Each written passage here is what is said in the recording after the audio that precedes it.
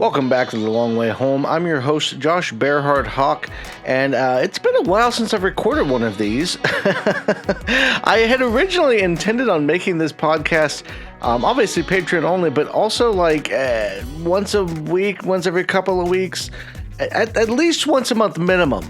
And I have absolutely and utterly failed. It is now, as of this, it's May 30th. And my last one was, I think, December 13th or something, right before Christmas. I remember it was talking about dads. And I have a whole list of things I've been meaning to record, and I just haven't got around to it. But I've got a lot of stuff that's happened in the last 6 months, and I kind of want to get kind of caught up on things. Because it has been a major impact in my life and things that have happened. So I want to cover some of the things that have happened, talk about those in general. And then I want to kind of get back on track with these. So I'd like to try and record a few of these and get them rolling and try to get one every couple of weeks at least. And I'm also planning on actually releasing them not just on Patreon. Obviously, you're probably listening to this on Patreon right now, but you might be listening to it on YouTube because I am planning on releasing these on YouTube on a regular basis as well. Obviously, a few weeks after the Patreon releases and that kind of stuff. And I'll put up a whole thing about that. Yeah, we'll talk more about that later on. But this episode, I kind of wanted to talk about, like I said, the things that have happened over the past few months. And I've kind of I've got a title written down here for this episode called When Life Throws You a Lemon. And it's kind of a play on words there, and a kind of play on a couple of different sayings, mostly because life has thrown me some lemons in the past few months, and it's not all in a bad way, but some things have been kind of frustrating to say the least. First and foremost, some good things, some positive things have come. For one, I've started a business alongside my wife. And we're kind of tentatively calling it A Candle and a Story as far as our combined efforts. But it's under Bearheart Productions. It's under Josh Bearheart Hawk and all that. And essentially what we're doing is we are selling she had a few years ago wanted to make candles. She'd started kind of getting into it, but it never really went anywhere. And she was working too much to kind of focus on it. So it kind of fell off. And I know she'd been wanting to do this for a long time. So we talked about it, and I was like, what if you made your candles and we have my books and we were to sell them together in person? And a lot of that boils back to like the online thing. I've been doing online stuff for a long time, and none of it's really taken off. And I've been trying to figure out like what's the best approach. And I've slowly come to realize over the past few years that just doing things online doesn't really work nowadays. Like, people can still take off online. People can still become, famous and rich and all that good stuff online. But realistically, the chances of that happening are slim because everybody's trying to do it. So I was like, okay, what can we do that's not an online only type of store? Because that's what, originally, I've still got my website and you can still buy things on there. But I was like, what can we do? And so I started looking around at events because it's something that I've always had like this thought in the back of my head of what if we were to go to some of these events and sell, because I love the festival atmosphere, the events atmosphere type of thing. I always thought it'd be cool to kind of be the kind of person that's selling at those things. So I looked into it and started planning things and started working on things. And now A Candle and a Story is a real reality. We had our first event at the first Sunday in May, and we've got a whole bunch of events scheduled for the remainder of this year. There's some other things coming up that regarding her job and stuff that I can't really talk too much about right now, but like, it's really becoming a real thing. It's happening, and I've got a show schedule posted on the website. If you're in Ohio, you can come out and see us live in person. So there's that going on. So a lot of really cool stuff as far as that is concerned. I'm selling photo prints. I'm selling my books, obviously, and then her candles. And on the topic of my books, actually, GPS Signal Lost came out. That was another thing. I really buckled down and pushed hard to get that done so that I could get it out by the end of April. And I was able to do it. And Amazon offers pre-orders now, so I was able to offer pre-orders and that kind of stuff. Didn't really sell a lot at launch, but we're working on things. I'm still working on building a name for myself. So that was a big thing. March, April, April was the solar eclipse, and I was excited about that. We went out. That's one of the photo prints I'm actually trying to sell at these events is from the solar eclipse, because I was able to take photos of the solar eclipse as it was happening. So I've got the sun as it's covering up the moon, or the moon as it's covering up the sun. Sorry. So I've got that, and then when it finally got there, oh my god, it was the coolest thing ever. We were right in the path of totality. We wound up going up to Indian Lake, which is near Bell Fountain, Ohio. And we wound up getting there early. It was kind of a cool experience, and I might dive more into it at some point, just because it was such a fun thing. But like, we got there early. There was somebody there from the state parks. It was actually like taking pictures of people out there. We set up. We had a grill, so we could have like a grilled lunch and everything. So we grilled out, and I got pictures, and we were there all day. It was a lot of fun. However, the fallout from that, I was stupid. I didn't wear a hat or sunscreen. And for the most part, everything on my body except for my face was fine without the sunscreen, but my face was bad, and especially my forehead.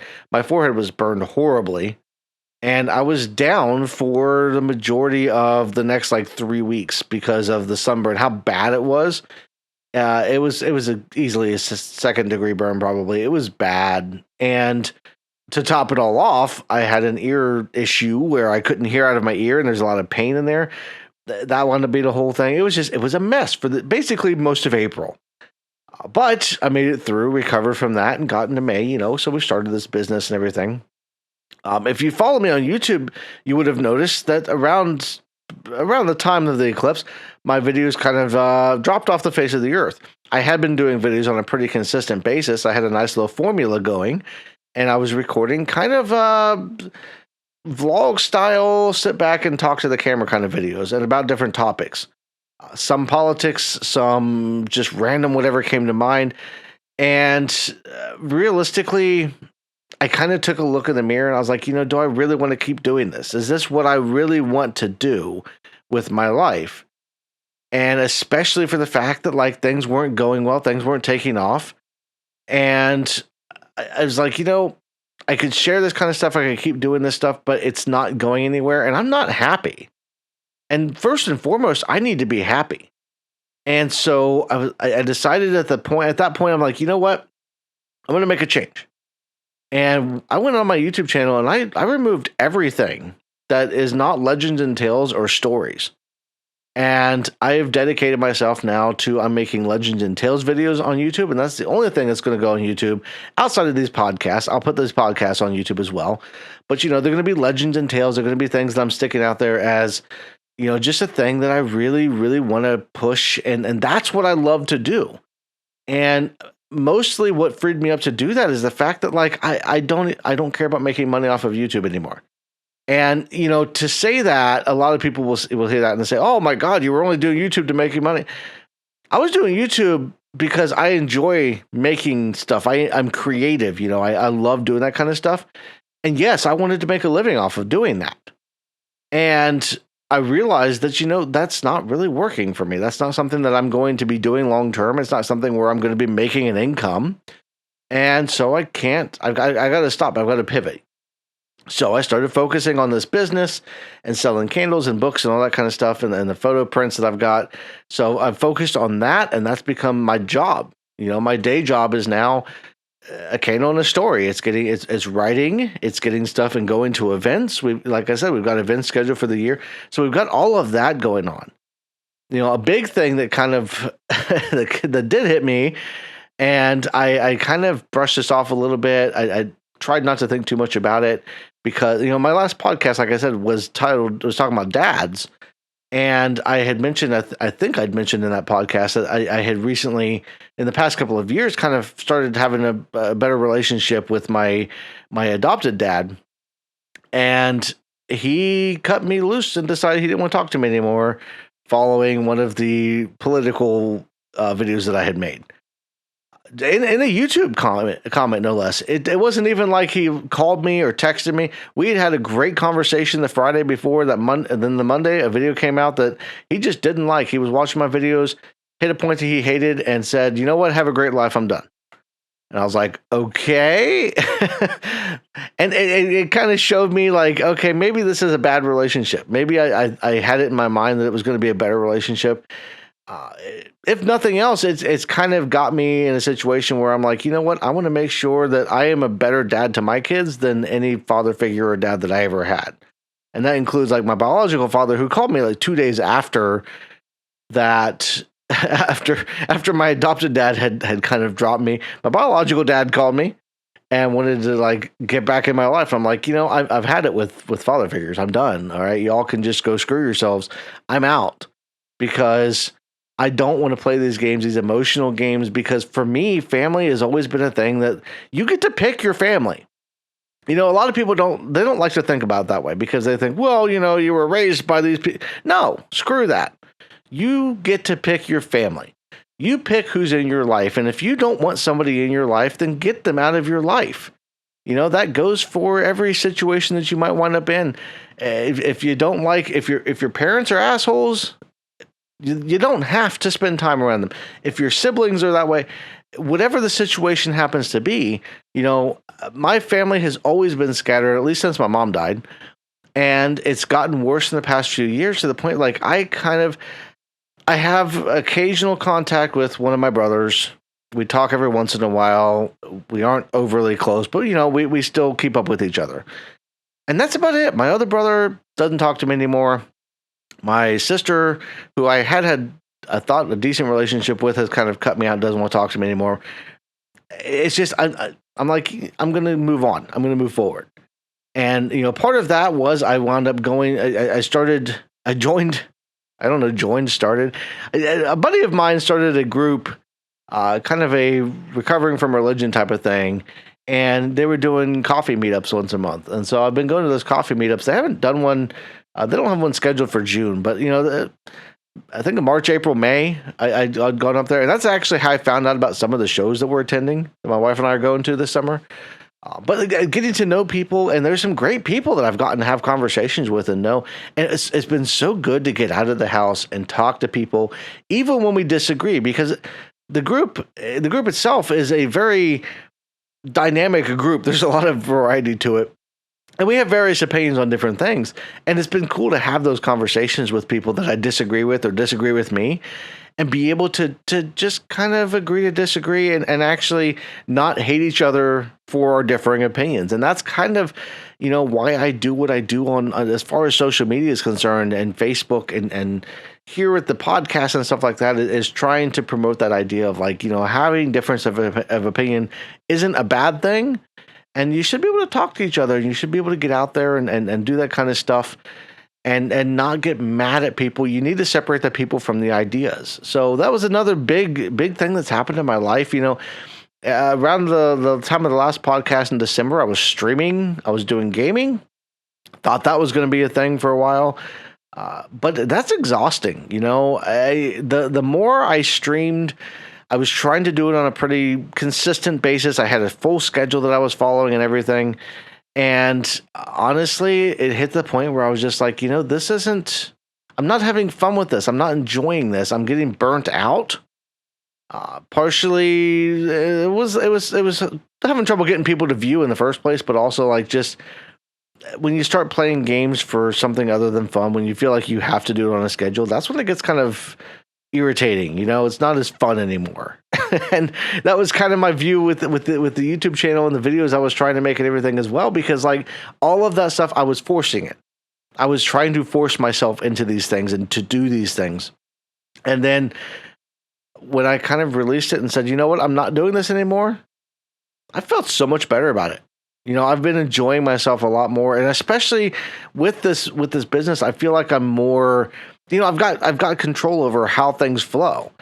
And I talked to my wife about it, because I was trying to think of, like, the differences between, you know, YouTube and then doing a business like this in person, going to events.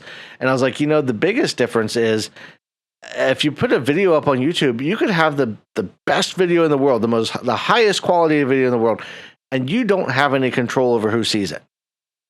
And YouTube might show it to 10 million people. They might show it to 0 people.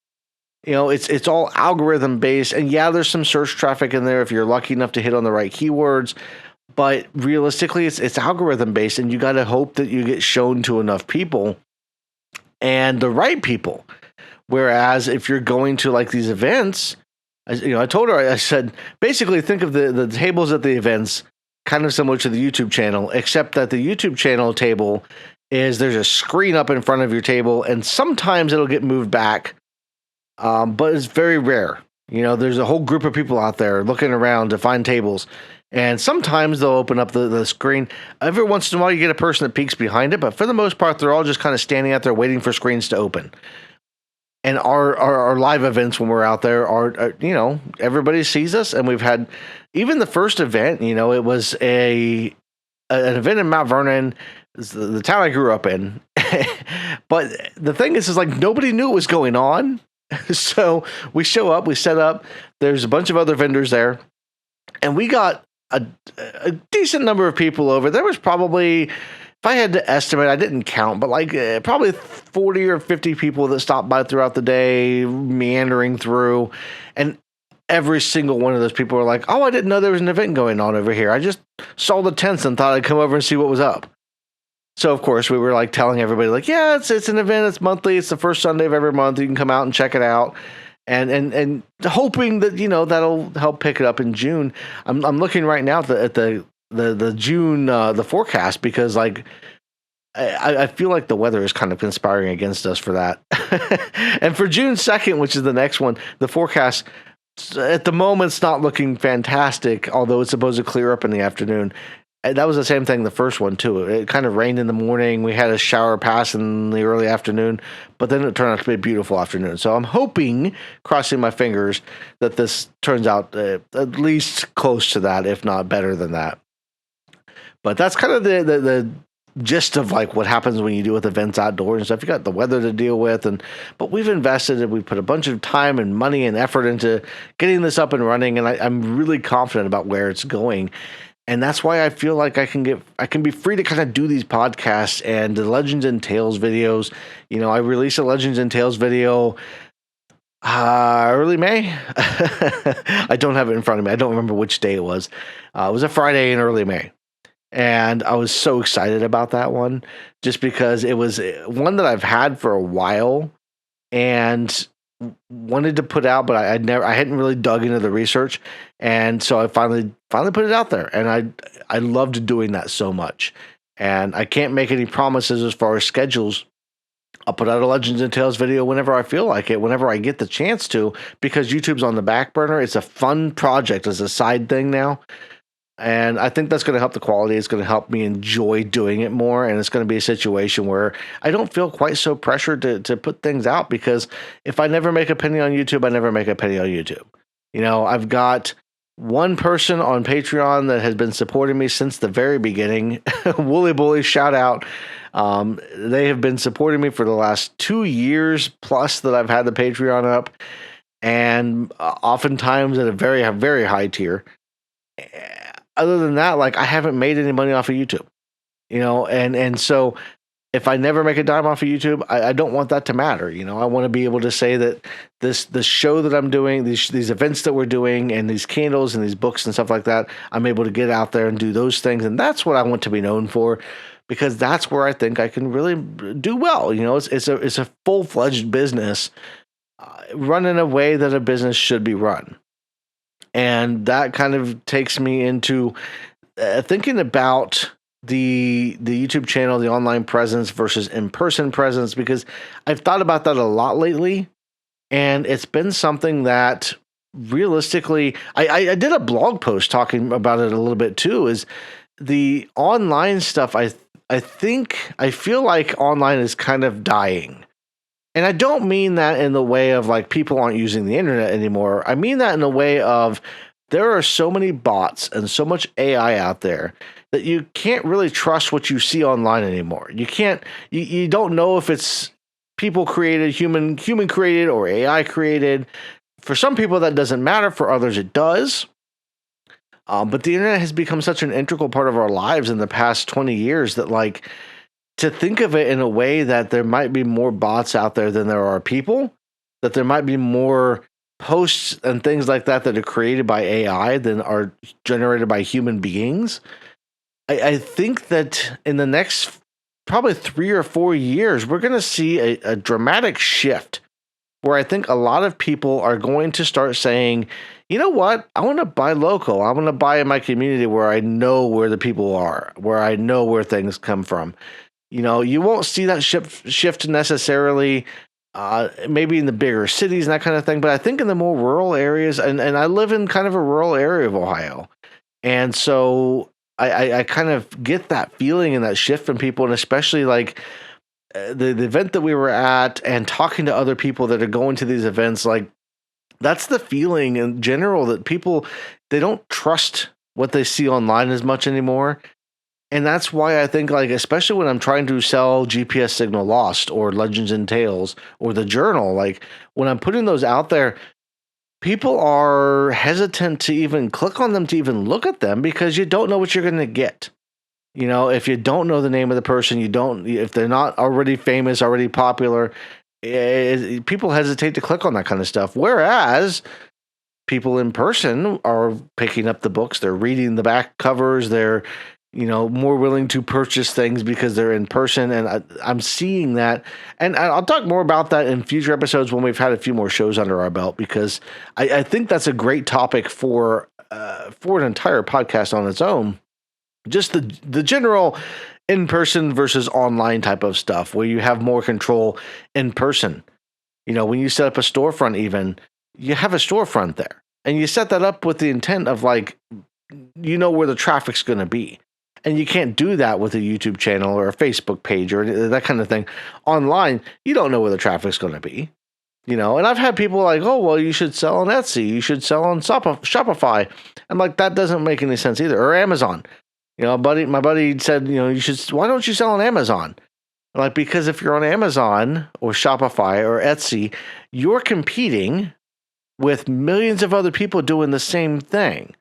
It's no different than having your own website, except for your own website is 100% customizable. Our website, the website that I use, is 100% customizable to what I want from it. And I don't have that kind of control with Etsy or Shopify or Amazon, and not to mention Amazon takes a cut, Etsy takes a cut. My website, there is no cut. I go through Wix for my website and sales platform and everything, and they don't take a percentage of my sales.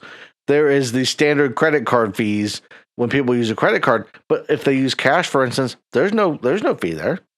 It doesn't cost me a dime extra to take cash sales.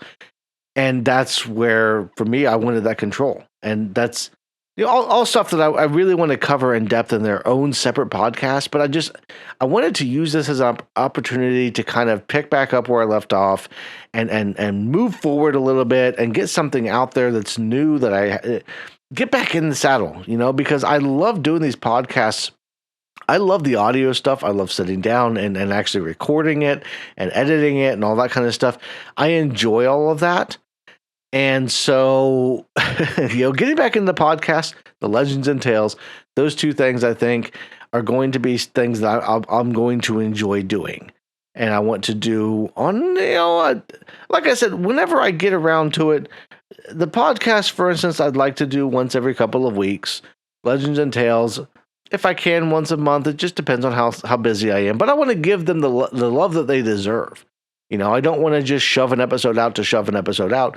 I want to be able to actually put things out there and put the care and love into them that they deserve. And then I can use them later like I did before and write a second Legends and Tales book, because that's ultimately that's where this is all going. I've already started thinking about it. I'm right now in the process of writing The Seventh Hand, which I'll talk about that in an episode on its own. But I'm writing that, and that's my next big release that I want to get out. But I've got a second Legends and Tales video I'm thinking about, and potentially a GPS Signal Lost sequel. I've kind of toyed around with that, and if you get to the end of the book, you'll find out why. But I've got all of these things planned and all these things I want to do, but they're gonna, it's gonna come in its own time, and I'm trying to take it a little bit slower, a little bit more in pace. And, I've got to focus first and foremost on paying the bills. So that's coming first. That's why I'm doing these events and that kind of stuff. And then outside of that, whatever I do for fun and more hobbyist type of things, like this podcast, like the Legends and Tales, that's what's going to happen with those. So honestly, I think that's probably where I want to end this one. It's already way longer than I planned. I planned on doing like a 5 or 10 minute update episode. We're looking at 25 minutes, maybe closer to 30 at the end of this one. But I'm going to try to record some more as well. There's going to be more coming out, and they're always going to be rambly. They're going to be whatever topic I feel like talking about. I've got a whole bunch of topics that I really want to cover. My list here includes things like playing football as a kid and being competitive and that kind of stuff, loss, military service. I've got a bunch of stories from the Army, my time in the Army. And my daughter's going in the Army, so I've got, that's something I want to kind of talk about. So I've got all of that coming up. And, so I'm going to thank you all for watching. Thank you for if you're on Patreon, if you're listening to this on Patreon, thank you for being a patron. I'll have these, like I said, on YouTube at some point. It's not really a priority to get them on YouTube because, honestly, the video files and stuff like that are such a pain in the ass to do on YouTube. And YouTube's got so many other restrictions and blah, blah, blah. So maybe not on YouTube. They are on the website. So you can go to joshbearhartlegendsandtales.com and there's a podcast button. You can listen to them on the website. So that's always a plus. But otherwise, I do want to thank you all again for listening. I want to thank you for being here and just hanging out. And everybody have a great rest of your day. And I will see you in the next one.